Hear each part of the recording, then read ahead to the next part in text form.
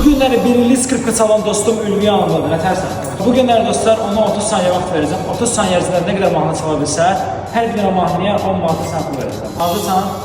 1, 2, getdik.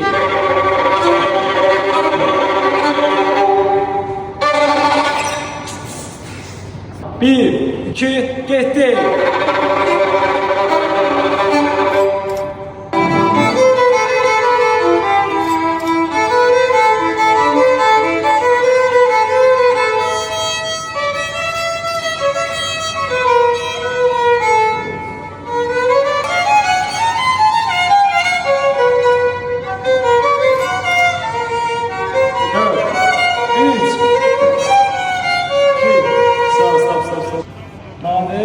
Sen mahnı sala bildin ve benden 30 manat pul kazandı.